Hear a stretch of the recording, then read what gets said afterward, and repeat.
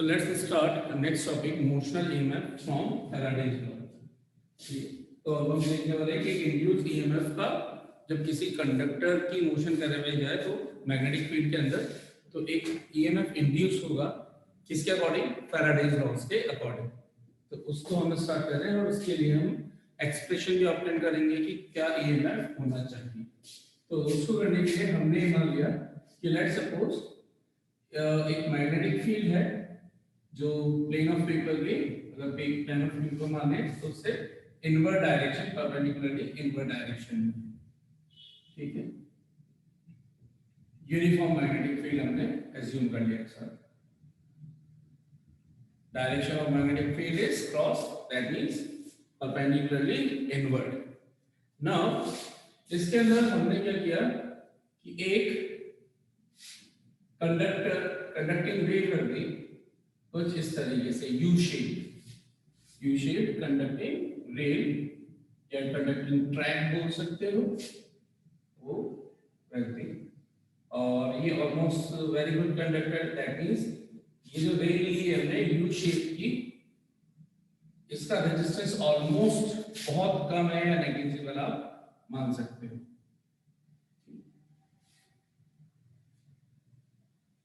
हमने एक कंडक्टर लिया और उसको इस रेल पर या इस ट्रैक पर इस तरीके से XY, जैसे ये जिस तरह का प्लेन है, इसमें हम Y डायरेक्शन के अराउंड एक कंडक्टर प्लेस कर रहे हैं, इसके ऊपर ऐसे फिट कर रहे हैं।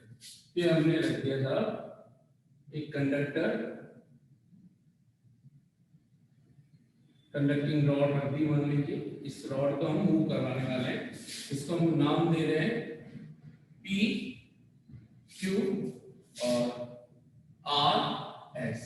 जैसे ही कंडक्टिंग रॉड यहाँ पे रखी, एक हमें लूप नजर आया PQRS का, ठीक है। और इस लूप में से आपको नजर आ रहा होगा मैग्नेटिक फील्ड पास हो रहा है। अभी राइट नाउ मैग्नेटिक फील्ड है स्टेडी, इसका मतलब मैग्नेटिक फ्लक्स, मैग्नेटिक फील्ड पास होने का मतलब इसमें से जो पास हो रही है मैग्नेटिक फील्ड, वो इसके अंदर से पास होने वाली लाइन जिसके सरफेस एरिया के परपेंडिकुलर हो जाएगा मैग्नेटिक फ्लक्स। अभी राइट नाउ जब हम इसको इस तरह से स्टेबल रख रहे हैं तो यहाँ पर मैग्नेटिक फील्ड लाइंस काउंट कर ले एक तरह से 1 2 3 4 5 6 7 8 जितने का मैग्नेटिक फ्लक्स है, 8 मैग्नेटिक फील्ड लाइंस के अकॉर्डिंग। जब मैं इसकी मोशन करवाऊंगा तो कंटिन्यूएशन के अंदर क्या होगा, मैग्नेटिक फ्लक्स में चेंज आएगा, ठीक है। जब मैं इसको इधर लेकर के आऊंगा, एक्सपेंड करवाऊंगा, तो मैग्नेटिक फ्लक्स इंक्रीज होगा और PQ लेंथ को RS की तरफ लेकर के जाऊंगा तो मैग्नेटिक फ्लक्स डिक्रीज होगा। दोनों ही सिचुएशन में if I will be moving the conducting rod PQ of length L length का जो हमने कंडक्टिंग रॉड एज्यूम किया है, उसको अगर मूव करना है, whether it will be expanded और it will be compressed, that means towards the RS arm or away from RS arm, in both situations there will be change in magnetic flux. And Faraday said that whenever there is change in a magnetic flux linked with a loop, then a current will be induced and hence EMF will be induced. वो induce होगा, इसके अंदर एक current setup होगी। तो वो कैसे setup होगी उसी को हम समझ रहे हैं यहाँ पर, ठीक है। जब ये रुका हुआ है तो करंट सेटअप क्यों नहीं होगी, क्योंकि मैग्नेटिक फ्लक्स में चेंज 0 है। अभी 8 है तो 5 थोड़ी देर के लिए मान लीजिए 8 फाइबर मान लिया, सेकंड में नेक्स्ट सेकंड में भी 8 ही रहा, थर्ड सेकंड में भी 8 ही रहा।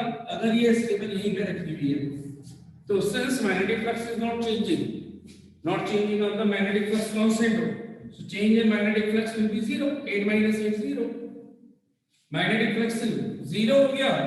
तो भाई induced EMF फैराडेज के लॉ के according delta by upon delta T होता है, ये 0 हो गया। 0 अपॉन जो भी टाइम लगाओ, चाहे t टाइम लगाओ, 0 आ गया। No induced EMF and hence no current will setup करने के लिए हमें लॉजिक समझ में आ चुका है अच्छे से कि हमें इस लेंथ कंडक्टिंग रॉड को मूव करवाना है, चाहे आप कंप्रेस करो यानी कि टुवर्ड्स RS आर्म करो या इससे अवे करो। तो अभी हम इस लेंथ कंडक्टिंग रॉड PQ को इधर की तरफ किसी स्पीड, जनरल स्पीड मान ली हमने v स्पीड से मूव करवा रहे हैं, तो ये मान लीजिए कि ये यहां तक आ रही है, क्लियरली अब आपको नजर आ गया होगा कि यहाँ पर मैग्नेटिक फ्लक्स के अंदर चेंज हो चुका है, ये अब ये यहीं पे आ चुकी है। तो पहले 8 था, अब 4 ही रह चुका है जब यहाँ से यहाँ आ चुकी है। तो इस एरिया में से पास होने वाला फ्लक्स 4 मैग्नेटिक फील्ड लाइन जितना ही रह गया, पहले यहाँ से पास हो रहा था 8। तो कंटिन्यूएशन के अंदर जैसे जैसे आप मोशन करवाओगे, दिखाने के लिए मैंने बहुत दूर बना रखे, आप ऐसा मान सकते हो और पास पास भी मान सकते हो, ये इनके इनबिटवीन में मान लीजिए इस तरीके से।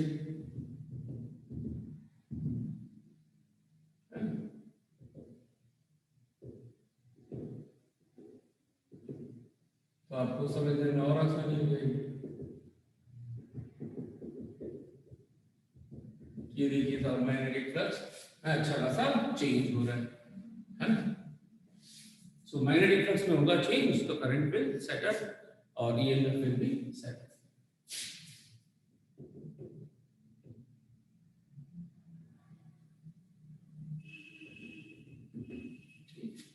अब वो कैसे कितना सेटअप होगा, तो हम बोल सकते हैं साहब कि अगर ये वाला जो पूरा लूप दिख रहा है पी क्यू आर एस, अब यहाँ पे पी क्या यहाँ से आप कंसीडर कर लो, यहाँ से कंसीडर कर लो, ये रखा हुआ कौन से प्लेन में है, x y plane. Coordinate system अगर मैं यहाँ पे ड्रॉ कर दूं, क्लियरली नजर आ गया आपको एक्स वाई प्लेन के अंदर। तो एक्स वाई प्लेन के अंदर लूप है तो उसका एरिया किस डायरेक्शन में हो सकता है, या तो प्लस जेड या माइनस जेड। हमने अज्यूम कर लिया कि इट इज टुवर्ड्स, इसका जो एरिया वेक्टर है, एरिया वेक्टर या इसका जो नॉर्मल वेक्टर है वो किधर की तरफ है, माइनस जेड, यानी कि along the magnetic field. Magnetic field किधर है, इधर की तरफ, अंदर की तरफ, माइनस के क्या डायरेक्शन है। हमने मान लिया कि ये जो लूप है ये सामने से ऐसे दिख रहा है तो इसका एरिया वेक्टर किधर की तरफ है, ऐसे अंदर की तरफ है ये एरिया वेक्टर। तो एरिया वेक्टर भी इधर और मैग्नेटिक फील्ड भी इधर, दोनों हो गए सेम डायरेक्शन के अंदर। दोनों अगर सेम डायरेक्शन में हो गए, कहीं पे भी लेकर के जाओ एरिया वेक्टर हमेशा इनवर्ड ही रहेगा, मैग्नेटिक फील्ड भी इनवर्ड है, तो दोनों के बीच में एंगल हमेशा कितना आएगा, 0 डिग्री। ये कॉन्सेप्ट हमें समझ में आ गया, ठीक है।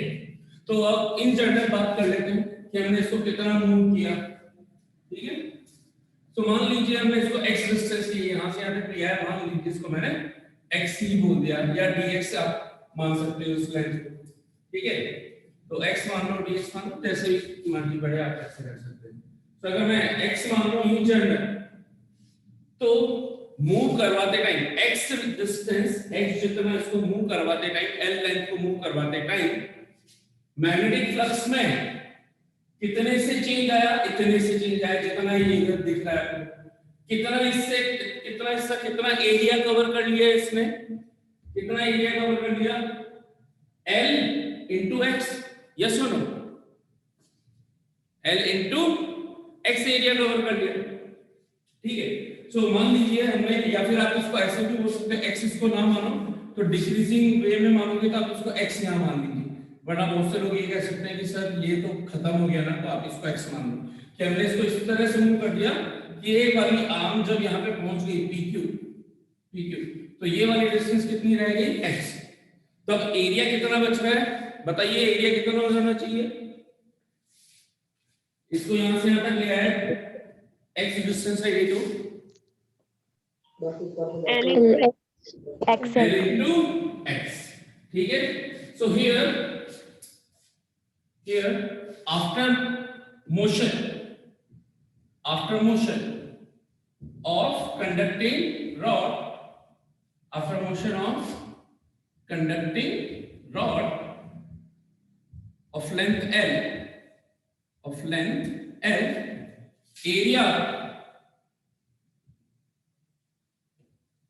area of loop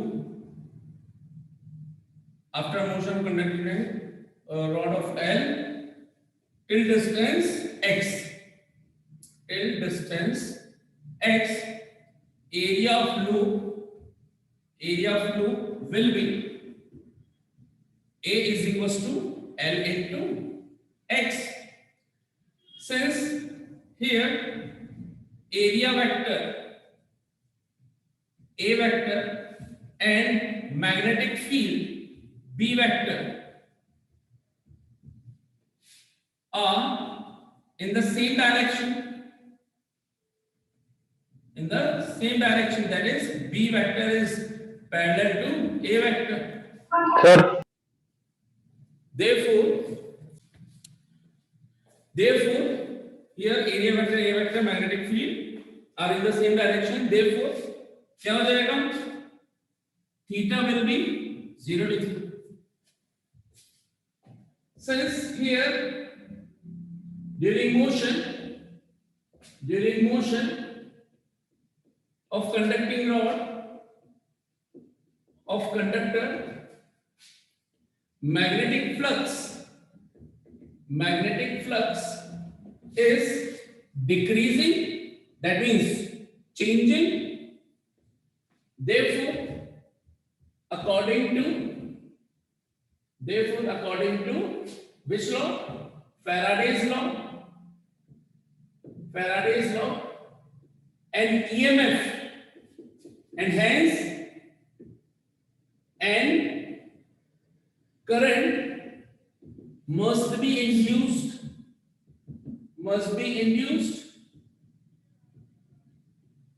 in the loop PQRS कि अगर हम कंडक्टर को मूव करवाएंगे तो उसके कारण, क्योंकि मैग्नेटिक फ्लक्स में कंटिन्यूएशन में चेंज आ रहा है, डिक्रीज हो रहा है, इस वजह से एक ईएमएफ इंड्यूस होगा, यानी कि एक करंट इंड्यूस होगी. And it is given by क्या फॉर्मूला होता है ईएमएफ का? Induce EMF,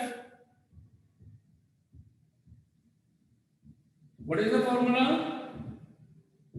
minus delta phi upon delta t. Delta phi की वैल्यू कितनी होगी यहाँ पर? BLX. B डॉट A, क्योंकि दोनों सेम डायरेक्शन में, तो BA हो गया, BA cos 0 BA, और BA के यही पे लिख देते हैं माइनस BA cos 0 BA और अपॉन डेल्टा T, तो डेल्टा T को T टाइम मान लो आप, है ना, T टाइम मान लो, ठीक है. सो BA और A कितना हो गया? L into X upon T. X upon T कुछ होता है क्या? Velocity. वेलोसिटी. T हो गया V. E is equals to minus BL. बहुत से लोग कहेंगे कि sir direct X upon T कैसे? तो इसलिए मैंने आपको बोला था कि इन बिटवीन आप उसको dx पे ले सकते हो, है ना, दोनों तरीके से. बहुत में x के रेस्पेक्ट में मतलब समझना है distance with respect to time, कि x डिस्टेंस ट्रैवल करने में कितना टाइम लगा. किसी को ये लगे कि नहीं सर ये डिस्टेंस तो इधर है, तो आप ये मान सकते हैं कि जब मैं इन बिटवीन कहीं पे मूव करवा रहा हूंगा तो मान लीजिए इसने dx डिस्टेंस ट्रैवल करी होगी. अगर dx डिस्टेंस इसमें ट्रैवल करी हो, dx डिस्टेंस रह गई हो ऐसे, तो dx डिस्टेंस के अंदर एरिया बन जाएगा, डिस्टेंस हो गई dx, यानी कि विड्थ हो गई dx, लेंथ हो गई l, तो एरिया कितना बन जाएगा l dx. और नीचे फिर हम टाइम इंटरवल भी, छोटे से डिस्टेंस ट्रैवल करने में जो टाइम लगा वो टाइम, ये यहाँ पर क्या है, x डिस्टेंस ट्रैवल करने में जो टाइम लग रहा है वो टाइम कितना लग रहा है यहाँ पर, डेल्टा t यानी कि t, तो x अपॉन t वेलोसिटी, यहाँ पर l dx, तो ये ba अपॉन जो डेल्टा t आता तो l b l dx upon delta t, और डेल्टा t को लिख देते dt, तो dx अपॉन dt क्या बन जाता है, वेलोसिटी या स्पीड. तो ये माइनस bl भी आ गया. हम इसको ऐसे भी लिख सकते हैं बहुत सी जगह, dx अपॉन dt को हम क्या बोल सकते हैं, माइनस b, या तो आप ऐसे माइनस bl भी लिख दो. तो माइनस साइन क्या बता रहा है यहाँ पर, कि जो मैग्नेटिक फील्ड, ये फॉर्मूला हम कब लगाते हैं, एक तरह से वेक्टर फॉर्म में चल रहा है, क्योंकि माइनस साइन क्या बताता है, जिस भी डायरेक्शन में चेंज है उसकी अपोजिट डायरेक्शन में ईएमएफ होगा इंड्यूस. ये तो ईएमएफ की डायरेक्शन है, तो ईएमएफ किस डायरेक्शन में इंड्यूस हुआ है, जिस डायरेक्शन में आपने वेलोसिटी करी ली उसकी नेगेटिव डायरेक्शन. तो वेलोसिटी किस डायरेक्शन में लिया आपने, इधर, तो इसका मतलब ईएमएफ किधर इंड्यूस होना चाहिए, इधर. ईएमएफ इधर इंड्यूस होने का मतलब है जिस डायरेक्शन में होगा ईएमएफ उसी डायरेक्शन में होगी करंट. इसका मतलब करंट इधर आनी चाहिए. करंट इधर आएगी तो ये इस तरीके से आएगी ऐसे, यानी कि आप ये मान लीजिए ये करंट, तो ये ऐसे आ गए, इसी लूप के अंदर है, हम इसी लूप की बात कर रहे हैं, ये इसी लूप की, तो इसमें करंट ऐसे आ जाएगी, ये ऐसे आ जाएगी, ऐसे आ जाएगी, ऐसे आ जाएगी। सो ये ईएमएफ कितना हो गया अगर मैग्नीट्यूड वाइज पूछो तो BLV, this is the induced EMF. चाहे आप x अपॉन t से करें, dx अपॉन dt से करें, एक ही बात है ना, आप उसके हिसाब से कर सकते हैं। dx अपॉन dt प्रेफरेबल होता है, रीजन भी कि हम मोशन जब करवाते हैं तो टाइम इंटरवल और हमारा अप्लाइड फोर्स वेरिएबल होता है, तो वेरिएबल के लिए जनरली हम क्या ले लेते हैं, dx डिस्टेंस ले लेते हैं। तो यहां से हम ये कंसीडर कर सकते हैं क्या भाई, हमने इसको dx डिस्प्लेसमेंट छोटा सा डिस्प्लेसमेंट दिया होता इस x ट्रैवल करने में ही, तो dx के अंदर टाइम भी कॉरेस्पॉन्डिंगली dt लगता, तो एरिया कितना आ जाता, यही एरिया क्या बन जाता इस टाइम पर, L into dx। ठीक है, तो L into dx। तो यहाँ पे फिर आप क्या लिखते हैं इसकी जगह का, dx की जगह, तो आपका चल रहा होता minus bl dx upon dt। तो हम बोल देते हैं यहाँ पर here minus dx upon dt is equals to v। ऐसे भी बहुत सी जगह आपको लिखा हुआ दिखेगा minus dx upon dt is equals to v। बात है कि आप ऐसे लिखें या ऐसे लिखें। माइनस dx अपॉन dt का मतलब है x इज नेगेटिव का मतलब dx upon dt rate of change in x with respect to time, minus sign shows it is decreasing, rate is decreasing, इसका मतलब x displacement is decreasing, decreasing का मतलब हम इधर जा रहे हैं, जैसे जैसे इधर जा रहे हैं x रिड्यूस हो रहा है कि इंक्रीज हो रहा है टुवर्ड्स द लेफ्ट में, बताइए। reduce, उस रिड्यूस के लिए लगाते हैं नेगेटिव साइन। इसको और भी अच्छे से वो लोग इजीली समझ सकते हैं जिनके मैथ्स में आप पढ़ते हैं क्या, application of derivative, application of derivative में आप पढ़ते हैं कि ये फर्स्ट डेरिवेटिव हो गया रिड्यूसिंग, सो मैक्सिमम मिनिमम वाला जो कांसेप्ट होता है कि मिनिमम, तो रिड्यूसिंग रिडक्शन के लिए हम ये लगाते हैं नेगेटिव साइन कि भाई जो x में जो भी चेंज हो रहा है टाइम के रिस्पेक्ट में वो नेगेटिव है, इसका मतलब x इज डिक्रीजिंग। अगर ये पॉजिटिव आता तो हम बोलते हैं कि dx upon dt velocity was increasing, तो आप इसको ऐसे बोल सकते हो कि dx upon dt is equals to minus v। ये आ गया, ठीक है, दोनों में से किसी भी मेथड से। This is the expression of induced EMF bye Faraday's law. मैं क्यों बोल रहा हूं बाय फैराडेज लॉ, अभी इसी को एक और प्रूव करेंगे, सेम चीज हम ऑब्टेन करेंगे बाय लॉरेंस फोर्स। तो हम इसी एक्सप्रेशन को फिर से ऑब्टेन करने वाले हैं बाय यूजिंग लॉरेंस फोर्स। उसको अभी देखते हैं, पहले बताइए कितना को समझ में आ गया। अच्छा, मान लीजिए किसी को dx वाले इस फॉर्मेट में नहीं करना हो, इसी फॉर्मेट से करना हो, फिर भी आपको डेल्टा शो करना हो, तो आप इसको कैसे कर सकते हैं, इसको भी कर सकते हो आप इसी तरीके से। यहाँ पे डेल्टा लिखा हुआ है ना, तो आप यहाँ पे क्या कर दो, डेल्टा भाई का शुरू में जीरो ना मानते हुए, भाई मैं नहीं मान रहा कि जीरो था शुरू में, हमने जो डायरेक्ट डीए लिख दिया वो क्या माना, शुरू में जीरो, जीरो से डिक्रीज हो रहा है, या शुरू में जो भी मैक्सिमम था उसी को मेन वैल्यू मान लिया, लास्ट में जीरो हो गया। अगर हम 5 to minus 5 करते तो हम उसको कैसे लिखते, चेंज की टर्म्स में लिखते, तो चेंज आप यहीं पे लिख दो, ये बी हो गया और ये अपॉन डेल्टा टी हो गया। बी कांस्टेंट है, ये चेंज से बाहर आ गया। भाई चेंज किस में होगा, जो चीज वेरी हो रही होगी, मैग्नेटिक फील्ड वेरी नहीं हो रहा, क्या चीज वेरी हो रही है, एरिया वेरी हो रहा है, तो बी डेल्टा है अपॉन डेल्टा टी। ठीक है, माइनस साइन चल ही रहा है, माइनस बी डेल्टा ए को क्या लिख देते हैं, delta into L x, delta तो चेंज के लिए, एरिया हो गया L x upon delta T. फिर से इसमें कांस्टेंट क्या था जो चेंज नहीं हो रहा, इसमें कांस्टेंट क्या है, L, एल, तो इसको चेंज से बाहर निकाल ले, जिसमें चेंज हो रहा होगा, चेंज किसमें हो रहा है, सिर्फ एक्स में, तो ये देखो ये minus B L delta x upon delta t आ गया, delta x upon delta t, change in x with respect to time, और negative change in x with respect to time is known as what, speed, या E is equals to BL। आपको जो अच्छा लगे आप उससे कर सकते, कोई दिक्कत नहीं, ठीक है। अब हम इसको करते हैं नेक्स्ट मेथड, इसी चीज को ये हमने किया according to Faraday's law. Let's prove this same expression की सेम, भाई अगर ईएमएफ इंड्यूस हुआ है और वो BLV जितना आया है, हमारा आंसर आया BLV, तो किसी भी लॉ से करो आंसर इन टर्म्स में यही मिलना चाहिए BLV में, ठीक है, BL और B टर्म्स में आंसर यही मिलना चाहिए। तो अगर मैं इसको प्रूव करने वाला हूं, to motional EMF by Lorentz force, motional EMF by Lorentz force. अच्छा कोई पूछे सर बार बार आप मोशनल वर्ड क्यों ला रहे हैं, ज्यादा इमोशनल हो गए क्या जो मोशनल बोल रहे हो? तो नहीं, ऐसा कुछ नहीं है, फ्रॉम लॉरेंस फोर्स। इसका रीजन है भाई ये ईएमएफ जो इंड्यूस हुआ है, it induced because of the motion of the conductor, hence it is known as the motional EMF. So what is motional EMF? An EMF which is induced due to the motion of the conductor whenever the magnetic flux linked with the loop will be changed is known as motional EMF, which can be proved by both laws, either by Faraday's laws or either by Lorentz force. Lorentz force का concept क्या है? Lorentz force ये बोलता है साहब कि अगर कोई चार्ज है और वो मोशन में है तो चार्ज के थ्रू दो तरह के फील्ड होते हैं, दो तरह की मोशन हो सकती है चार्ज की, या अगर रुका हुआ है और किसी इलेक्ट्रिक फील्ड में है तो जो फोर्स लगेगा F=QE, और अगर चार्ज मोशन में है और प्योर मैग्नेटिक फील्ड में तो वो लगता है Q × V क्रॉस B। और अगर दोनों फील्ड प्रेजेंट हो जिसके अंदर चार्ज मोशन में हो रहा है तो Lawrence force, total net force ये होता है F Lorentz Q × E vector plus B vector cross B vector. This is the Lorentz force. कब? जब दोनों फील्ड प्रेजेंट हो।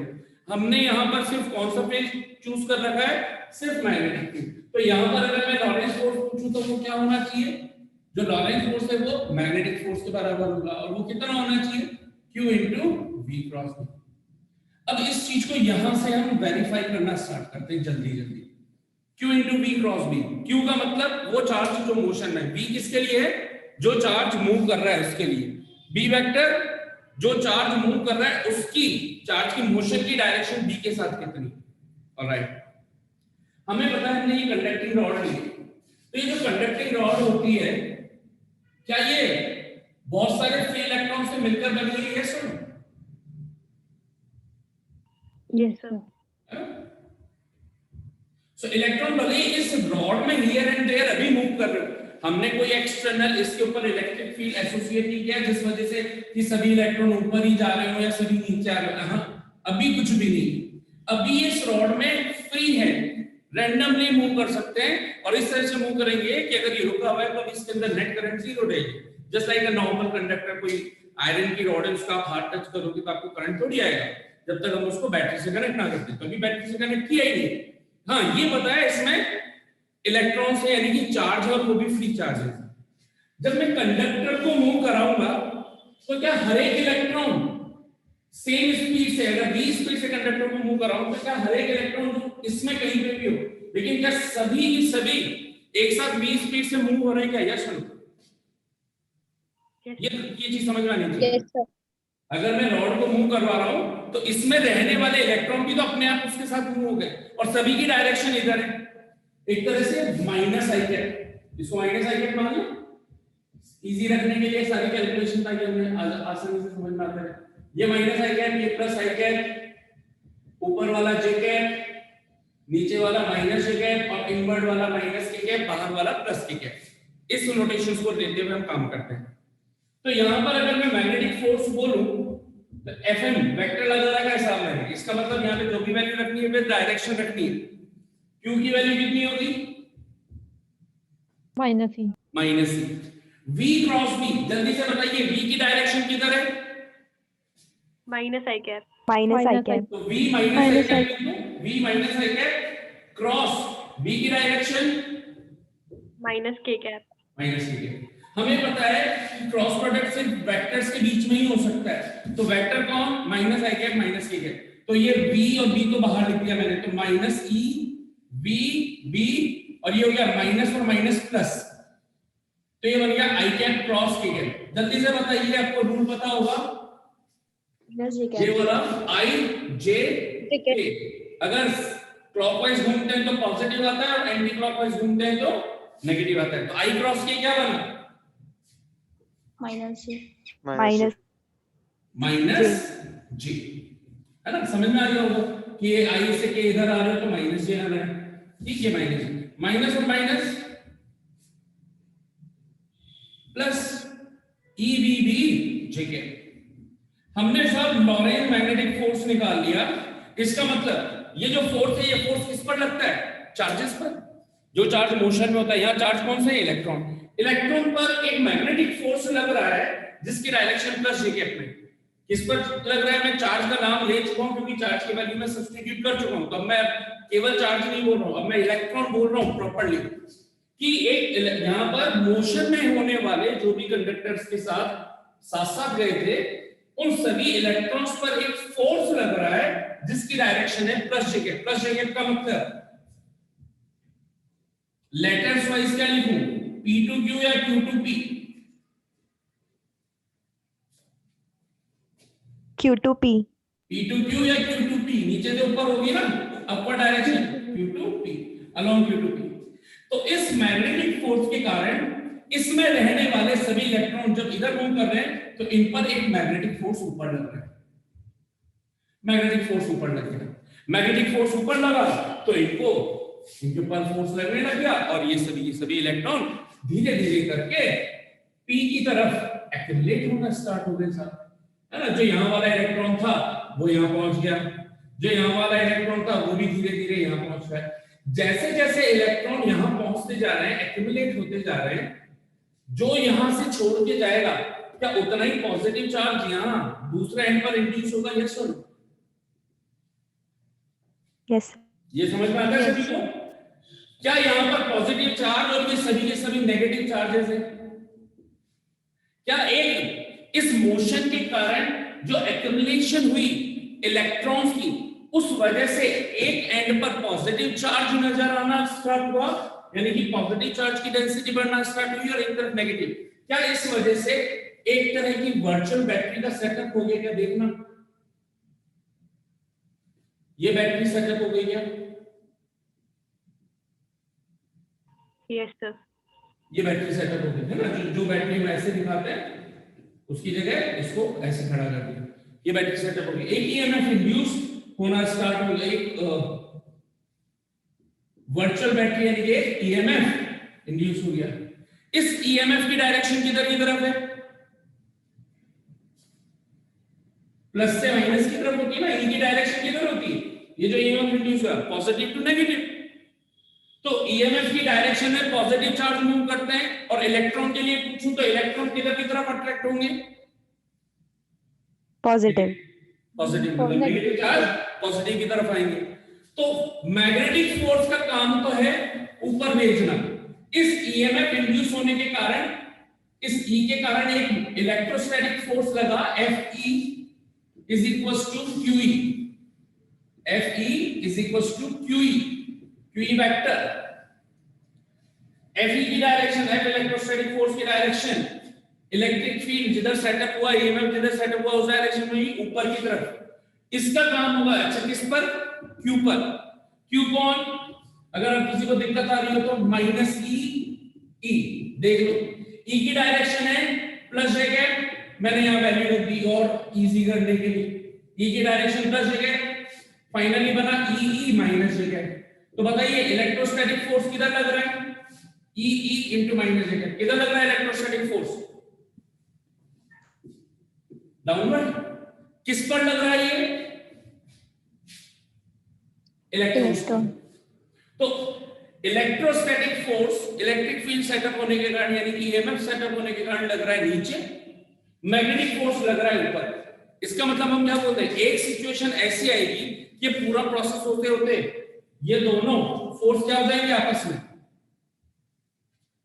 Equal.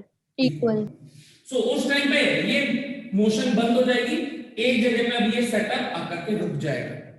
तो जिस टाइम ये कंडीशन बनेगी दैट टाइम एक ईएमएफ प्रॉपर्ली इंड्यूस हो चुका होगा, ठीक है। That time when Fm is equals to Fe, ये हो गया। तो इसकी Fm की वैल्यू कितनी आ रही है? E V B, है ना। V B is equals to QE, QE कौन था? E मैग्नीट्यूड, E से E कैंसिल, तो VB is equals to E या EMF is equals to V into D। V क्या है? स्पीड। ध्यान रखना ये पोटेंशियल नहीं है, स्मॉल v लिख रखा है मैंने और इसके ऊपर एक घुमावदार इस तरह से मैं मोड़ देता हूं इसको ताकि समझ में आए। भाई ईएमएफ जनरेट हो गया तो पोटेंशियल का डिफरेंस, एक पोटेंशियल डिफरेंस भी तो होगा, पोटेंशियल डिफरेंस है ना, ये हमारा इलेक्ट्रिक फील्ड आया है एक्चुअल में, ईएमएफ नहीं है, ये क्या है, इलेक्ट्रिक फील्ड है। तो पोटेंशियल डिफरेंस जिसको हम बोल रहे हैं ईएमएफ, वो जो इंड्यूस हुआ होगा उसको बोल रहे हैं। तो ये कितना होना चाहिए, पहले v की टर्म्स में लिख लेते हैं ताकि आप इन दो सिंबल से कंफ्यूज ना हो। पोटेंशियल डिफरेंस v क्या होता है, wave, v E into d। अच्छा, ये पोटेंशियल डिफरेंस कहां पर आ रहा होगा, एक पॉइंट है q, एक पॉइंट है p, p और q के बीच में रहेगा, यस और no, potential difference v pq। बताओ कितना होगा, बोलिए, E into L, है ना, पॉजिटिव और नेगेटिव टर्मिनल के बीच की जो डिस्टेंस होती है, तो ये B कितना चल रहा है, रॉड की लेंथ L, तो E into L। E की वैल्यू कितनी है हमारे पास, B L बन गया क्या साहब, BL।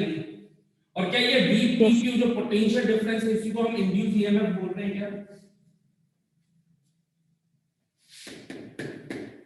Yes, sir. EMF, induced EMF, है ना, induced EMF, this is EMF and this is electric field, this is electric field setup across the end of the conductor from Q to P, and because of which a potential difference will be there in between the two terminals P and Q, which is known as the induced EMF। ये EMF ही induced वाला है and its value is BLE। Did we get same value from Faraday's law or by Lorentz force? Yes or no? Yes, sir. Yes, sir. तो कितनों को ये Yes, sir. Property समझ में आ गया, EMF। हाँ तो भाई ये जो QVB मैंने आपको पूरे सिस्टमैटिक वे में बताया था क्रॉस प्रोडक्ट के थ्रू, आप इसको किससे भी निकाल सकते हो, Fleming's left hand rule FBI, है ना, force, thumb force, magnetic field first finger, I current, ठीक है।